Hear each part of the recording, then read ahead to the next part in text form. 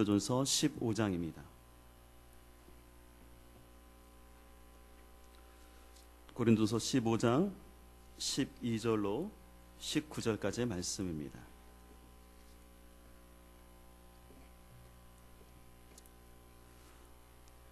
신약성경 282쪽에 있습니다.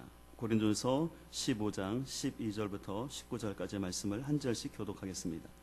그리스도께서 죽은 자 가운데서 다시 살아나셨다 전파되었거늘 너희 중에서 어떤 사람들은 어찌하여 죽은 자 가운데서 부활이 없다 하느냐. 만일 죽은 자의 부활이 없으면 그리스도도 다시 살아나지 못하셨으리라. 그리스도께서 만일 다시 살아나지 못하셨다면 우리가 전파하는 것도 헛것이요 또 너희 믿음도 헛것이며 또 우리가 하나님의 거짓 증인으로 발견되리니 우리가 하나님이 그리스도를 다시 살리셨다고 증언하였습니다. 만일 죽은 자가 다시 살아나는 일이 없으면 하나님이 그리스도를 다시 살리지 아니하셨으리라. 만일 죽은 자가 다시 살아나는 일이 없으면 그리스도도 다시 살아나신 일이 없었을 터이요 그리스도께서 다시 살아나신 일이 없으면 너희의 믿음도 헛되고 너희가 여전히 죄 가운데 있을 것이요 또한 그리스도 안에서 잠자는 자도 망하였으리니 만일 그리스도 안에서 우리가 바라는 것이 다만 이 세상의 삶뿐이면 모든 사람 가운데 우리가 더욱 불쌍한 자이리라. 아멘. 모든 종교에는 상징이 있습니다. 그래서 유대교는 삼각형 두 개를 겹쳐놓은 다윗의 별이라는 저것을 사용하고 있고요.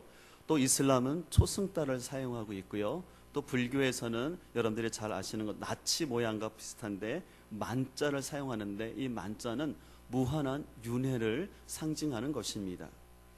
잘 아시는 것처럼 우리 기독교의 상징은 십자가입니다. 그래서 각 교회마다 십자가가 다 있고요. 또 사람들도 이 십자가를 액세서리로 사용하면서 목걸이나 귀걸이로 다양하게 사용하고 있습니다. 그러나 이 십자가는요 원래 굉장히 혐오스럽고 저주의 상징이었습니다. 왜냐하면요 예수님 당시에 이 십자가형은 로마 제국에서 반역자를 사형시킬 때 쓰는 사형 제도였습니다. 이 십자가형은요 보통 9시간 정도 나무에 달려 있게 되는데 그 고통이 이루 말할 수가 없습니다. 미국 캔사스대 해부학 교수인 미츠키 교수에 의하면 이 십자가 고통이 얼마나 인간에게 힘든지를 한번 연구했는데요. 우리는 흔히 예수님이 십자가에 못 박혔을 때 이 손에 못 박혔다고 하는데 실은 손바닥이 아니라 손목입니다. 왜냐하면 그냥 손에 박으면요 찢어져서 그냥 사람을 지탱을 못합니다. 그렇기 때문에 손목에 박게 됩니다. 그러면 사람이 이 십자가에 달려있게 되면 모든 하중이 밑으로 쏠리게 됩니다. 그러면 이쪽 근육부터 해서 온몸의 근육경련이 심하게 일어나기 시작합니다. 그러면서 이 근육경련이 일어나면서 그 고통을 참지 못하기 때문에 점점 몸을 비틀게 되면서 이 숨이 차 올라오면서 흉경막을 압박해 옵니다. 그러면서 그 고통을 계속해서 느끼면서 서서히 죽어가는 것입니다. 그렇기 때문에 이 십자가형은 그 당시 어떤 죽음보다도 고통스러운 형벌이었습니다. 또한 이 십자가형은요 그 죽는 사람의 수치심을 더하기 위해서 속옷 한 벌이나 아니면 아예 아무것도 입히지 않고 벌거벗은 채로 십자가에 사람을 매달아 놓습니다.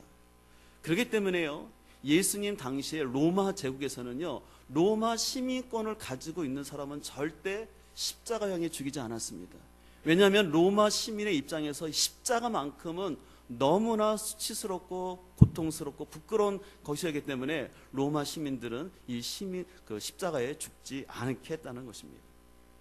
또 유대인들의 관점에서도요 유대인들은요 신명기 21장 23절에 있는 것처럼 나무에 달린 자마다 저주를 받은 자라는 그 말씀으로 인하여서 유대인들은 나무에 달려 죽은 그 예수님을 혐오스럽게 생각하고 저주의 표시라고 생각을 했습니다. 그래서 이 십자가는 로마인들이나 유대인들에게 이것은 혐오스러움의 상징이었고 저주의 모습이었습니다.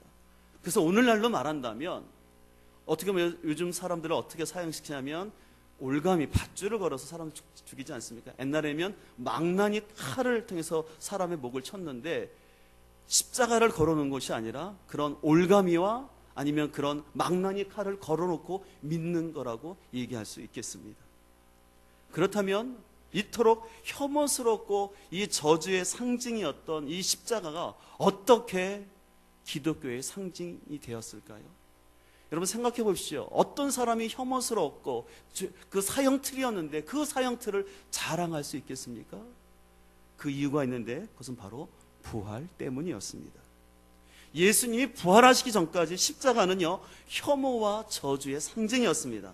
그러나 예수님의 부활 사건으로 인하여서 사람들은 저주와 실패의 상징이었던 십자가를 새롭게 바라보기 시작했습니다. 무엇보다 제자들은요, 주님이 십자가에서 고난당하시고 죽음을 당하셨을 때 그들은 너무나 실망감에 빠졌고 또한 그들이 헛된 것을 쫓았다라는 큰 자괴감과 이루 말할 수 없는 허무함과 무거움이 그들을 짓눌렀습니다.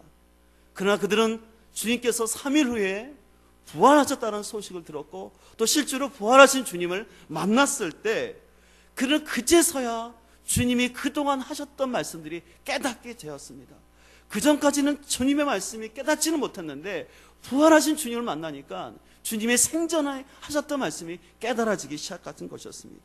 그러므로 말미암아 그들의 안에 있는 절망이 희망으로 바뀌면서 그들 안에도 주님이 부활한 것 같은 기쁨이 그들 안에 일어나는 것이었습니다.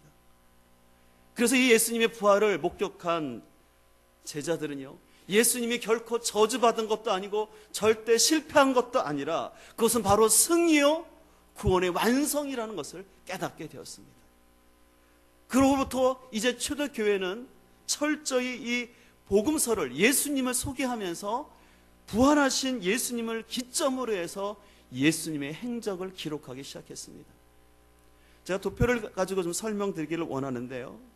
여러분들, 우리는 흔히 예수님을 알 때 우리는 마태복음, 사복음서가 있는데 예수님의 탄생부터 우리는 알긴 아는데 실은요, 이 예수님의 행적을 기록할 때 제일 중요한 기점이 있는데 그것은 부활 사건이었어요. 맨 위에. 왜냐하면 부활은 어떤 사람도 경험하지 못한 놀라운 일이었습니다. 그래서 부활의 간격과 그 영적인 충격이 너무 컸습니다. 그래서 그 부활을 생각하다 보니까 부활 앞에 뭐가 있어야 됐냐면 주님의 십자가에 죽으심이 있었다는 걸 알게 되었고, 그리고 주님의 십자가의 죽음 앞에는 우리를 위한 고난당하는 고난의 주관들이 있었어요. 그래서 그 예수님의 고난당함을 아주 많은 분량을 가지고 자세하게 모든 복음서가 기록했습니다.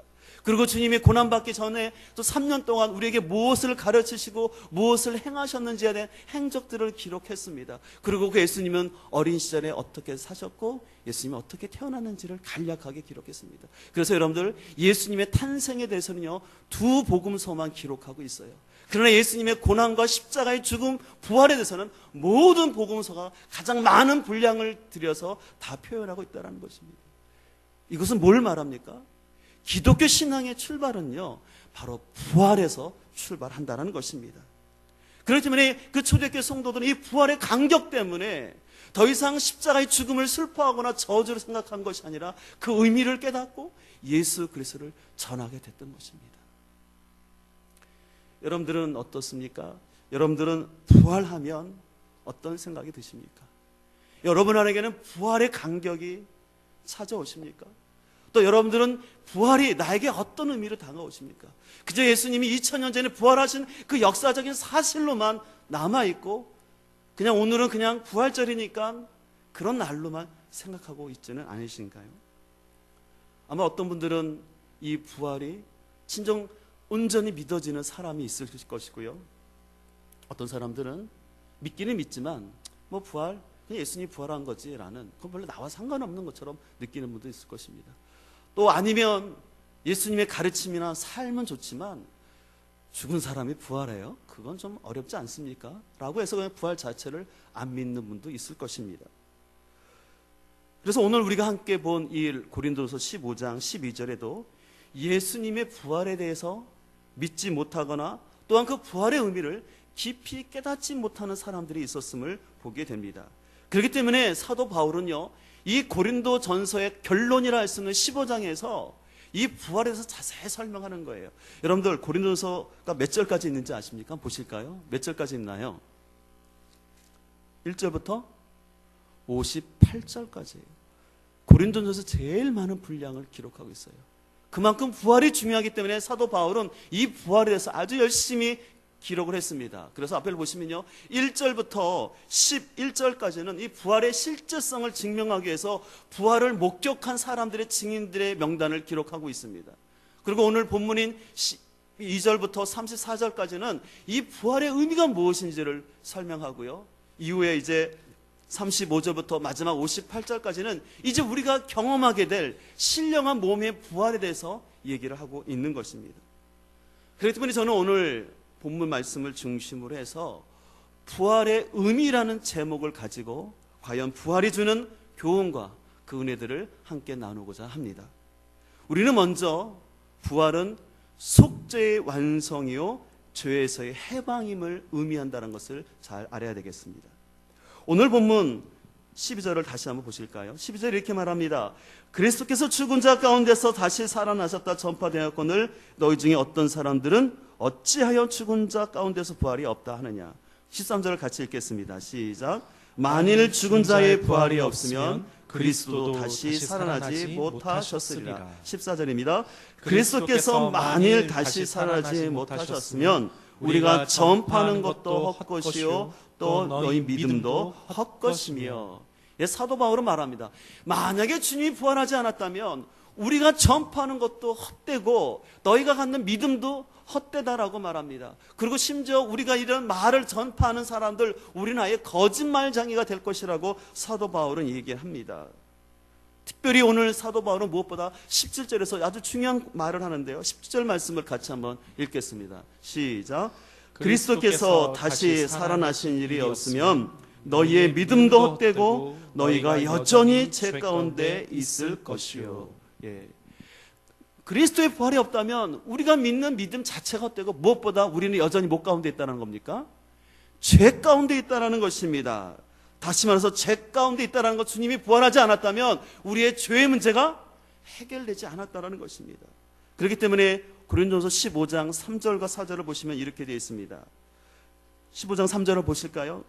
내가 받은 것을 먼저 너에게 전하였으니 이는 성경대로 그리스도께서 우리의 뭐를 위하여 죽으시고요? 우리의 죄를 위해서 죽으셨다는 것입니다. 그러면서 4절 같이 읽겠습니다. 장사 지낸 배 되셨다가 성경대로 사흘 만에 다시 살아나사. 오늘 사도 바울은 분명히 말합니다. 주님이 죽으신 이유는 바로 우리의 죄 때문에 죽으시고 다시 성경대로 살아나셨다라고 얘기를 하는 것입니다. 사람에게는요, 여러 가지 해결해야 할 과제와 숙제가 있는데 그 중에 제일 어렵고 힘든 숙제가 뭐냐면 죽음의 문제입니다. 세상에 사는 사람 치고 죽음에서 자유로운 사람이 있을까요? 다시 말해서 안 죽는 사람이 있을까요? 아무도 없습니다. 여러분 아는 것처럼 중국의 진시 황제는 영생을 꿈꾸면서 불로초를 구했던 사람이었지만 그 역시도 47살에 죽었던 것을 알 수 있습니다. 또 우리가 흔히 명의라고 그래서 환자들을 잘 고치는 아주 훌륭한 의사들이 있습니다. 각 분야에 있습니다. 그러나 그런 명의조차도 다른 사람의 병은 고치지만 그 의사들도 언젠가는 죽을 수밖에 없다는 것입니다. 근데 여러분들 사람들이 왜 죽는 걸까요? 사람들은 당연히 나이가 들었으니까, 아니면 병이 들어서, 아니면 사고가 나서 죽었다고 말합니다. 근데 그것은요, 죽음의 시기와 방법일 뿐 사람이 죽는 이유는 바로 죄 때문입니다. 뭐 때문에 죽는다고요? 죄 때문이라는 것이에요. 로마서 3장 23절은 그렇게 말합니다. 모든 사람이 죄를 범하였음에 하나님의 영광에 이르지 못하였다는 것입니다. 하나님과 단절됐다는 것입니다. 로마서 6장 24절은 사망이요, 죄의 싹시라는 것은 죄의 값이라는 것입니다. 죄의 결과로 인해서 우리에게는 죽음이 왔다라는 것입니다. 여러분, 죽음은 쉽게 말해서 분리입니다. 우리가 흔히 누가 돌아가셨다, 죽었다고 말하는 것은 뭐냐면 그 육체와 영혼이 분리되고 우리가 더 이상 그 사람을 만날 수 없는 것, 육체적인 이별, 분리가 죽음입니다. 또한 그런 죽음뿐만 아니라 우리가 하나님과 영적으로 분리된 것, 이것을 영적 사망이라고 말하는 것입니다. 그렇기 때문에 자신 안에 있는 이 죄의 문제가 해결되지 않은 사람은요, 지금 살아서 숨을 쉬고 있다 할지라도 영적으로는 하나님과 분리되었기 때문에 그 사람은 죽은 것입니다. 그래서 그런 사람은 영적 고아처럼 자신의 힘만으로 살려고 애쓰면서 죄 가운데 살다가 나중에는 결국은 심판받을 수밖에 없는 것입니다. 제가 월요일과 화요일 날에 서울에 가서 공부를 하고 있는데요, 제가 그 공부하고 있는 곳이 새소망이라는 집에 같이 공부하고 있어요. 그 새소망의 집은 말 그대로 그곳에는요, 부모님에게 버림받은 3살부터 한 고등학교 학생들까지가 거기서 생활하고 있습니다. 아침 시간이 되면 그 학생들과 같이 밥을 먹으면서 줄을 서게 되는데 그 학생들이 먼저 먹어요.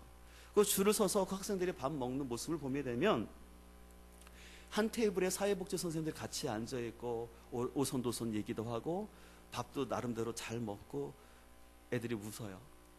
그러나 그 모습을 볼 때마다 참 마음이 안타까움이 있어요.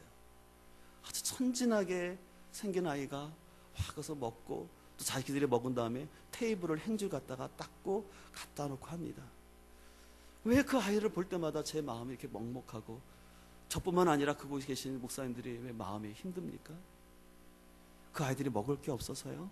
아니에요. 입을 게 없어서요? 아니에요. 그들이 학교를 못 가서요? 아닙니다.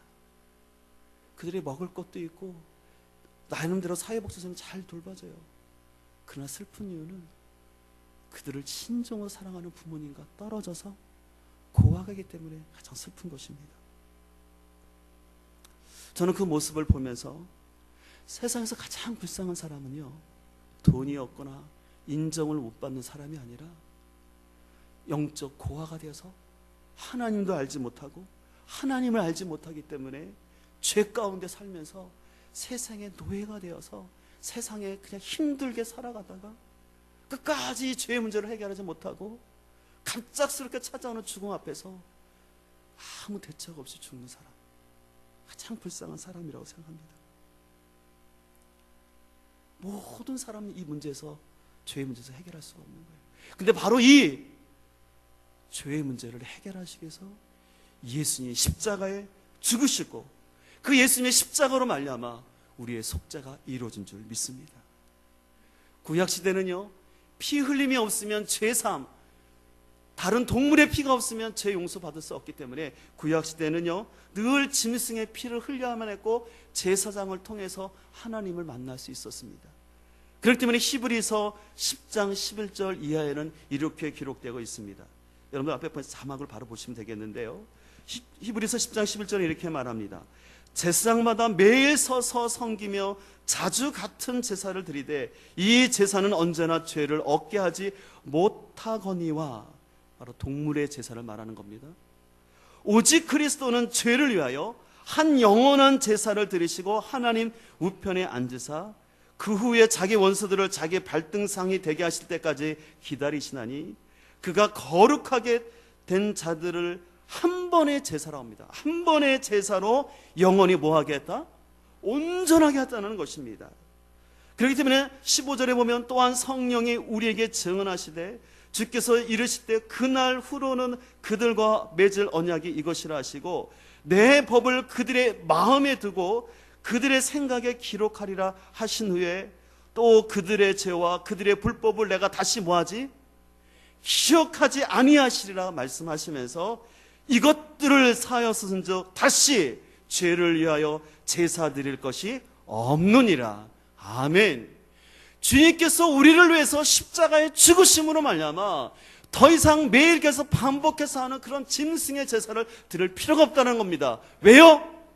흠없으신 예수님께서 자신의 몸을 온전히 십자가에 죽으심으로 말미암아 완전한 제사, 완전한 속죄를 이루셨기 때문에 우리에게는 더 이상 그런 제사가 필요 없게 된 줄 믿습니다. 바로 그것을 증명하는 것이 부활입니다. 만약에 예수님이 부활하지 않으셨다면요, 속죄가 완성되지 않았다는 것이에요. 왜냐하면요, 죄의 결과는 뭐라고 그랬습니까? 아까 예, 죄의 값은 사망이라고 그랬어요. 근데 주님이 부활하셨다라는 것은 그 죄값을 완전히 치르셨고 그리고 죽음을 이기셨기 때문에 주님이 우리의 모든 구원을 완성했다는 그 말이 되는 것입니다. 그렇기 때문에 오늘 히브리서는 말하는 겁니다. 더 이상 구약과 같은 제사가 매일 필요치 않다라고 말하고 있습니다. 그렇기 때문에 로마서 8장 1, 2절은 이렇게 말합니다. 그러므로 이제 그대로 더 나가서 죄의 싹스 그리스도 예수 안에 있는 자에게는 결코 뭐가 없다? 정죄함이 없다라는 것입니다. 결코 죄의 책임이 없다라는 것입니다. 왜냐하면 이는 그리스도 예수 안에 있는 생명의 성령의 법이 죄와 사망의 법에서 너를 해방하였습니다. 아멘. 바로 예수 그리스도의 은혜의 원리가, 이 속죄의 원리가 우리를 죄에서 해방하여 주시고 사망에서 우리를 구원하여 준 줄 믿습니다. 그렇기 때문에 오늘 우리는 부활주의를 드리면서 우리는 우리 안에 있는 어떤 죄가 있을지라도 또는 어떤 죄책감이 있을지라도 아니면 어떤 수치심이 있을지라도 또 우리 안에 연약함이 있을지라도 예수 그리스도의 속죄로 부활하심으로 말미암아 그 모든 것이 해방되었고 해결됐음을 믿어야 할 줄 믿습니다. 또한 우리는 이 땅을 살아가면서 타인에 의해서 다른 사람의 잘못에 의해서 억울함도 당하고 속상함도 받고 상처도 있지만 그러나 내가 타인에 의한 상처와 아픔일지라도 예수님 안에선 그것이 해결될 줄 믿습니다. 그렇기 때문에 오늘 우리에게 부활절은 바로 속죄의 완성이요 죄에서의 해방임을 우리는 다시 한번 확신하며 나가야 할 줄 믿습니다. 다음으로 부활은 우리에게 믿음의 완성이요 환경에서의 해방을 의미합니다. 오늘 본문 31절과 32절을 같이 한번 다시 보도록 하겠습니다. 고린도전서 15장 31절과 32절 말씀입니다. 같이 읽겠습니다. 시작. 형제들아, 내가 그리스도 예수 우리 주 안에서 가진 바 너에게 대한 나의 자랑을 두고 단언하노니 나는 날마다 죽노라. 내가 사람의 방법으로 에베소에서 맹수와 더불어 싸웠다면 내게 무슨 유익이 있으리요? 죽은 자가 다시 살아나지 못한다면 내일 죽일 터이니 먹고 마시자 하리라. 예. 오늘 사도 바울은 말합니다. 자신이 에베소에서 복음을 전할 때 맹수와 싸웠다 그러는데 여기서 맹수는 어떤 호랑이나 사자를 직접 말하는 것보다는 맹수와 같은 대적자들이 있었다는 거예요. 그러니까 사도 바울의 복음 증거하는 것을 복음을 해방하고 거짓된 복음을 전하는 그런 유대인들을 비롯한 이런 대적자들을 사도 바울은 맹수와 같은 사람으로 표현하는 거예요. 이제 그런 사람들과 싸우면서 이 사도 바울이 보통 어려움을 당한 게 아니에요.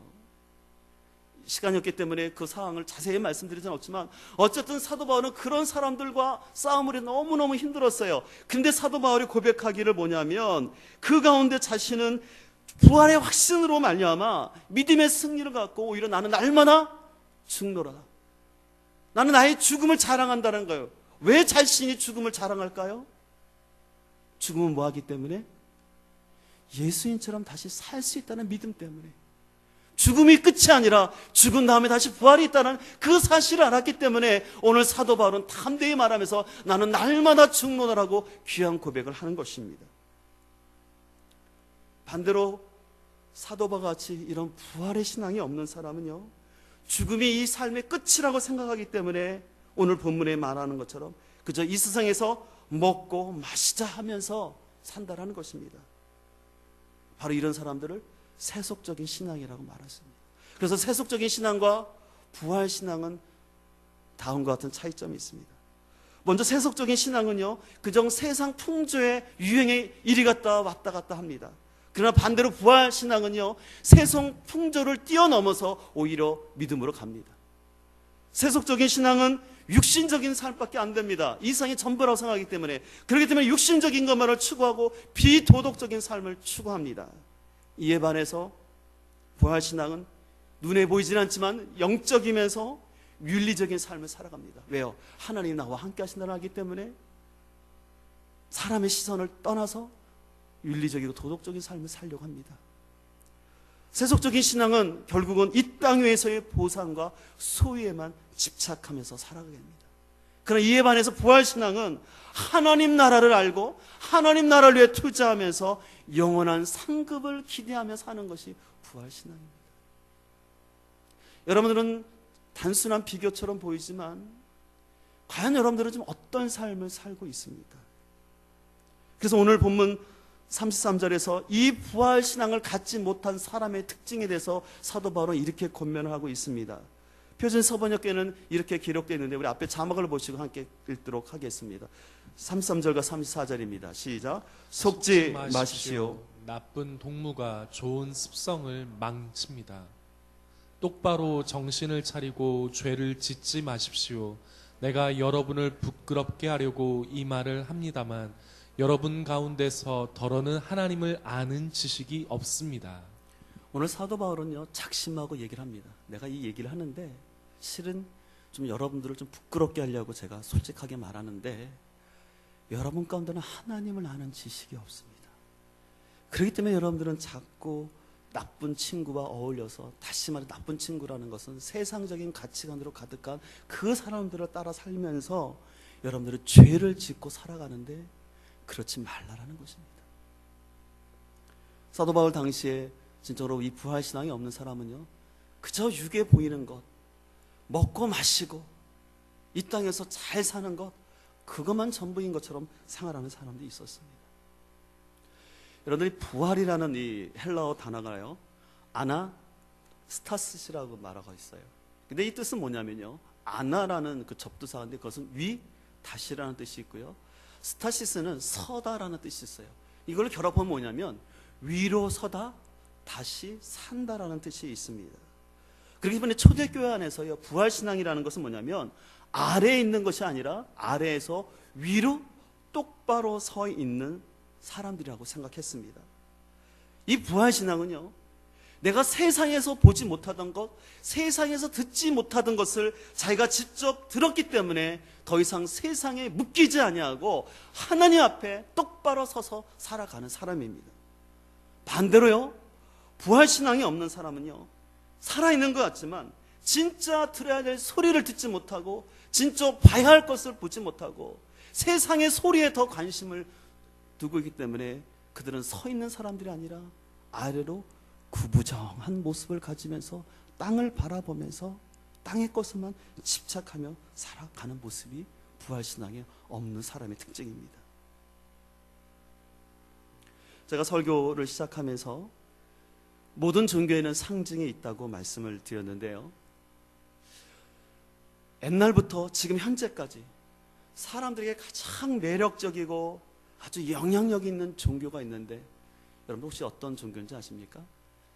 힌트를 드리자면 그 종교는요 가로 막대와 세로 막대가 상징으로 들어가 있습니다. 생각나시나요? 보여주실게요. 보실까요? 지금 자막 보여주고 있나요? 그 다음 보여주세요. 저게 어떤 걸로 변할까요? 뭡니까? 돈이죠. 하나는 우리나라의 화폐 단위는 원, 하나는 달러입니다. 이 세상 사람들이 진정으로 추구하고 열심히 믿고 있는 종교가 전 돈이라고 생각합니다. 사람들은 얘기하면 그래요. 아이 목사님, 저는 뭐 불교도 안 믿고 유교도 안 믿고 예수님도 안 믿어요. 근데 아니에요. 사람들은 믿는 게 있어요. 어떻게 하는지 아세요?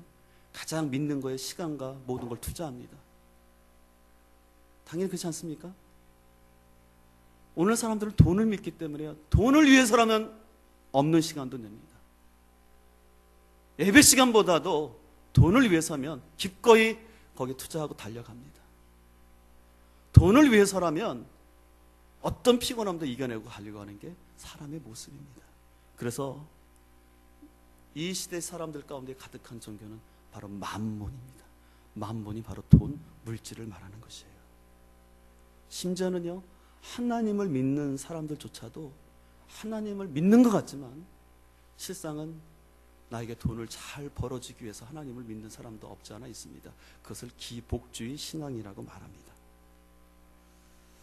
오늘 실은 우리 김희 성도님이 이렇게 간증을 하셨지만 이런 고백을 또 하신 적이 있어요. 저희가 목장 안에서 아까 전했지만 예전에는 그돈 쓰는 맛으로 사셨다고 하시더라고요. 왜냐하면 돈이 한참 많으시니까 한 번 나가면 가구를 한번 싹 바꾸실 수 있대요. 그냥 이거 주세요. 해서 싹.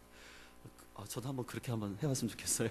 어느 정도 있어야지 한 번에 싹 그냥 이거 한 트럭 해서 기분 전환으로 몇 달 지나면 기분 꿀꿀한데 해서 바꿔봐야지. 그렇게 사셨다고 하셔요. 근데 간증을 드린 것처럼 이제 이곳에 내려와서 예수님을 만난 다음에는 내가 돈이 중요한 것이 아니라 비록 이런 시골에 있을지라도 여기서 하나님을 섬기면서 이렇게 살아가는 것도 행복이겠구나. 더 많은 돈을 소유하는 것보다 부부가 함께 살아가는 것이 더 기쁨이라는 것을 깨닫게 됐다는 것입니다. 그러면서 실은 얼마 전에 부부가 그런 대화를 했대요. 여보, 계속 우리가 적자를 좀 보고 있는데 10,000원을 벌더라도 여보 우리 11조를 하자. 그 고백을 했다고 합니다. 참 놀라운 건요, 근데 그 고백 이후에 진짜 놀랍도록 하나님께서 기름 부어주셔서 저번에는 우리 두 부부가 11조를 드렸어요. 그게 목회자로서 그 모습 얼마나 감사한지요. 8개월밖에 안 되는 새신자이지만 주님을 만나고 복음을 깨달았을 때 돈 쓰는 맛에 사는 인생이 아니라 그 돈의 주인이 하나님인 것을 고백하면서 믿음으로 나오는 모습 볼 때 참 너무 기쁨이 있었습니다. 우리는 눈에 보이는 현실이라 환경만이 아니라 부활신앙으로 말미암아 눈에 보이지 않는 영원한 세상을 살아가면서 우리는 믿음으로 살아야 할 줄 믿습니다. 독일 석담에 이런 말이 있습니다. 그리스도가 100번을 부활했다 해도 내가 부활하지 않으면 아무 소용이 없다. 저는 굉장히 뜻있는 말이라고 생각합니다. 예수님께서 몇천 번을 부활하셨더라도 내가 부활하지 않으면 그 신앙은 아무 쓸데없다 말하는 거예요.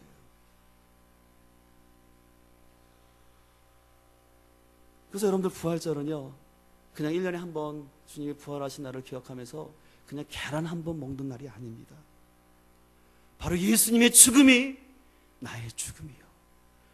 예수님이 십자가에서 그냥 나의 죄 때문에 죽은 것뿐만 아니라 나도 예수님과 함께 죽어야 된다는 사실을 알고, 나도 예수님과 함께 장사되어 나 누구누구는 이제 죽었노라라는 그 죽음의 고통을 느끼면서 몸부림치면서 내 자아가 죽는 일이 힘들지만 진정으로 내 자아가 죽었을 때 주님의 부활이 내 부활이 될 줄 믿습니다. 왜 우리에게 부활신앙이 없냐면 내가 아직 안 죽어서 그러는 거예요. 여러분의 자아가 아직까지도 내 힘으로 살아야 된다는, 내 능력으로 살아야 된다는, 궁극적으로는 돈으로 살아야 된다는 그 믿음을 깨트리지 못하니까, 그 신념을 깨트리지 못하니까 죄송하지만 교회를 나와도 변화가 안 되는 거예요. 복음은 어렵지 않습니다, 여러분. 내가 그 주님을 믿고 내가 죽고 살아갈 때 거기에 하나님의 역사가 나타나는 줄 믿습니다. 부활신앙은 내가 죽어서만 먼 훗날에 경험하는 것이 아니라 주님의 부활을 깨닫고 내가 주님과 연합하게 될 때 지금 여기의 삶 속에서 우리의 삶이 부활할 줄 믿습니다. 예전까지는 돈을 위해 돈 없으면 살지 못하는 삶인 줄 알았는데 내가 주님을 제대로 만나고 경험하게 되면 내가 돈 없이도 사는 인생 될 줄 믿습니다. 바라기는 우리의 삶이 새롭게 부활할 수 있기를 간절히 소망합니다. 여러분을 옥매이는, 여러분들을 얽어매고 있는 그 세상에서 자유할 수 있기를 소망합니다. 그것이 진정 부활의 능력이 아니겠습니까? 그렇기 때문에 부활이라는 것은 새로운 가치관으로 살아가는 겁니다. 만몬을 추구하는 것이 아니라 만몬보다 위대하신 주님을 살아가는 거고, 이 땅에 보이는 것이 전부가 아니라 보이지 않는 하나님 나라가 있음을 보면서 나와 멀리 계신 하나님이 아니라 지금 오늘도 나에게 역사하시고 부활의 생명을 주시는 그 주님을 믿고 따라가는 것, 그것이 바로 부활신앙인 줄 믿습니다. 우리가 이 부활신앙이 있을 때, 그래서 때로는 나의 실패와 고통이 아프면 끝난 것이 아니라 오히려 그 실패와 고통 때문에 하나님이 나를 구원해 주었고, 오히려 그 실패와 잃음 때문에 내가 새 생명을 얻게 된다는 것을 깨닫게 될 줄 믿습니다. 그렇기 때문에 여러분들, 혹시 여러분들이 뭔가 잃었습니까? 여러분들 신앙 때문에 뭔가를 손실하고 있습니까? 그건 있는 것이 아니라 축복인 줄 믿습니다. 왜냐하면 내가 있는 것은 작은 것에 불과하지만 주님 우리에게 더 큰 것을 우리에게 줄 줄 믿습니다. 바로 이런 신앙에 있는 사람들은 바로 이 땅에서 부활의 삶을 누리며 천국을 소망하면서 순례자의 길을 멋있게 살아가는 줄 믿습니다. 그래서 예전에 많이 불렀던 찬양이 있는데 여러분들 아시죠? 순례자의 노래라는 찬양인데 저 멀리 배는 나의 시온성이라는 찬양입니다.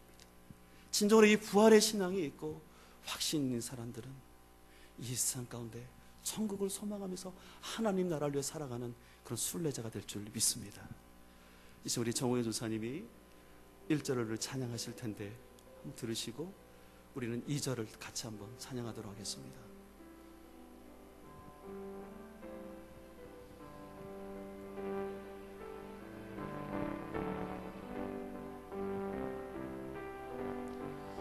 저 멀리 배는 나의 시온성 오 거룩한 곳 아버지지 내 사모하는 집에 가고자 한밤을 세웠네. 우리 같이 찬양합시다. 저 망망한 바다 위에 저 망망한 바다 위에 이 몸이 상할지라도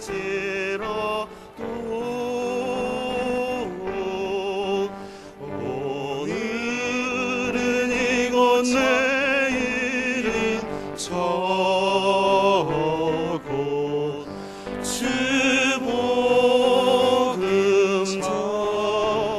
우리 가슴에 손을 얹고 찬양합시다. 아득한 나의 갈 길 다가고 아득한 나의 갈 길 다가고 저 동산에서 편히 쉴 때 저 동산에서 편히 쉴 때 내 고생하는 모든 일들을 고생하는 모든 주께서 하시리 주께서 하시리 빈들이 나 사망에서 이 몸이 고날지라도